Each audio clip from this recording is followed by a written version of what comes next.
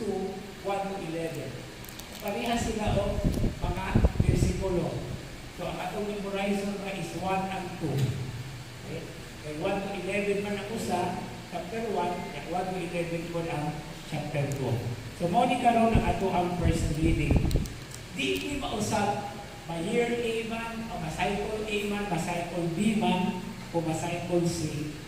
Kana ka yun kayo. O naman mo man siya ang official version sa sa scriptures. Although, na ay mga paglarawan, panagitan sa Ebanghelyo, at basahon karon, pero dili isama sa paglarawan ni San Lucas sa buhat sa mga apostoles.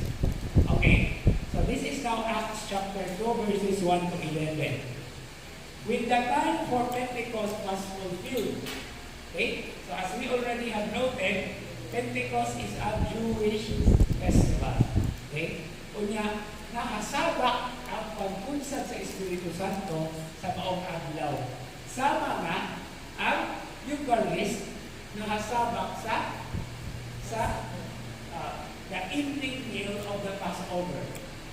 Ang usang tawag natin sa Eucharist is the Passover meal.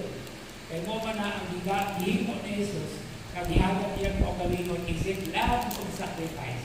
So makita natin kini ang gitawag nato o parallelism sa Christian o sa original na Hebrew festival or feast.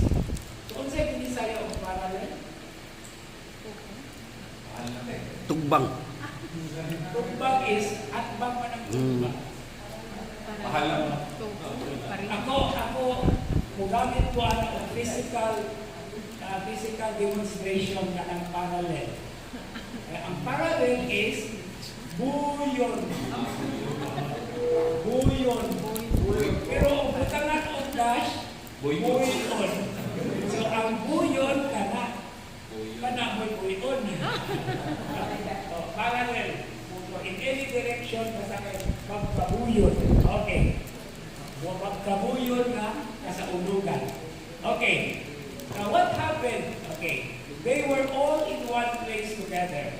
Now the place where they were actually gathering after the death of the Lord was actually the Last Supper place, the upper room or the cenacle.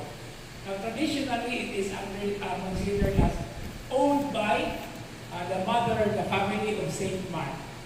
Saint Mark the Evangelist. Okay, that's one of the traditions there. So, they were in one place together. And, verse 2, and suddenly there came from the sky a noise like a strong driving wind, puro sa hangin, and it filled the entire house in which they were. Then there appeared to them tongues as of fire, which parted and came to rest on each one of them. And they were filled with the Holy Spirit and began to speak in different tongues as the Spirit enabled them to proclaim. Now, this image is actually, this picture is telling us that ang mga disipulo, ang mga apostoles, ilagay na sa ato ang context na ang napulog duha ka apostoles uban sa mahal na Birhen Maria.